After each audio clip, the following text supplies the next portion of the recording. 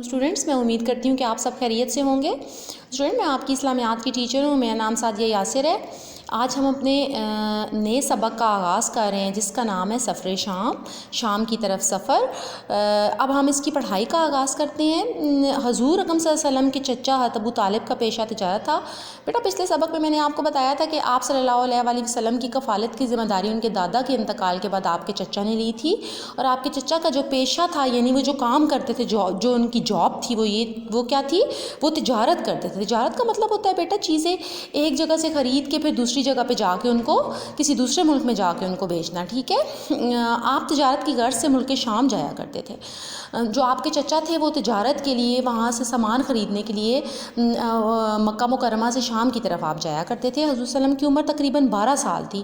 تب آپ صلی اللہ علیہ وآلہ وسلم کی عمر کتنے سال تھی بیٹا؟ 12 سال تھی کہ حضرت ابو طالب سامان تجارت لے کر ملک شام جانے کی تیاری کرنے لگے۔ جب آپ کی عمر 12 سال کی ہوئی تو آپ کے چچا جو ہیں وہ ملک شام کی طرف انہوں نے سفر کا ارادہ کیا، ٹھیک ہے؟ آپ صلی اللہ علیہ وسلم نے اپنے چچا کے ساتھ ملک شام جانے کی خواہش ظاہر کی، تو کیا ہوا کہ آپ صلی اللہ علیہ وسلم جو ہے وہ انہوں نے کہا کہ اپنے چچا سے کہا کہ میں بھی آپ کے ساتھ شام جانا چاہتا ہوں۔ حضرت ابو طالب طویل اور دشوار گزار سفر کی وجہ سے آپ صلی اللہ علیہ وسلم کو ساتھ نہیں لے جانا چاہتے تھے۔ پھر کیا ہوا کہ آپ کے چچا تھے آپ سے بہت پیار کیا کرتے تھے، وہ جو ہے وہ نہیں چاہتے تھے کہ وہ آپ صلی اللہ علیہ وآلہ وسلم کو شام کی طرف لے جائیں، جو اتنا طویل اس کا راستہ ہے۔ آپ کو پتہ ہے نا کہ اس وقت لوگ جو ہے وہ ہارسز پہ اور کیملز پہ سارا سفر کرتے تھے، مگر آپ صلی اللہ علیہ وسلم کے اسٹار پر حضرت ابو طالب آپ کو شام کے سفر پر ساتھ لے گئے۔ لیکن آپ صلی اللہ علیہ وسلم نے جب اتنا زیادہ جو ہے وہ اصرار کیا، ضد کی، بچے تھے، تو حضرت ابو طالب جو ہے وہ آپ کو ساتھ لے گئے، ٹھیک ہے؟ جب حضرت ابو طالب بصرہ پہنچے تو عیسائی راہب بحیرہ سے ملاقات ہوئی، ٹھیک ہے؟ جب آپ بصرہ پہنچے حضرت ابو طالب تو ایک عیسائی راہب تھا، ٹھیک ہے؟ پادری تھا ایک، جس سے آپ کی ملاقات ہوئی۔ وہ شخص توریت اور انجیل کا عالم تھا۔ بیٹا توریت اور انجیل جو ہے وہ آسمانی کتابیں، آپ کو پتہ نا کہ 4 الہامی جو ہے وہ کتابیں ہیں جن میں توریت اور زبور بھی آتی ہے اور انجیل بھی آتی ہے، 3 اور یہ ہیں۔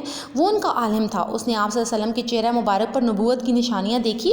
آپ کو پتہ ہے کہ آپ صلی اللہ علیہ وآلہ وسلم کا جو چہرہ تھا وہ اتنا پر نور تھا کہ اس کے اوپر نبوت کی نشانیاں موجود تھی۔ اس نے آپ صلی اللہ علیہ وسلم کے چہرے پر وہ نشانیاں دیکھی، حضرت ابو طالب سے اور حضرت ابو طالب سے کہا کہ اس بچے کو واپس لے جاؤ۔ تو انہوں نے حضرت ابو طالب سے کہا کہ آپ اس بچے کو واپس لے جائیں، گھر واپس لے جائیں۔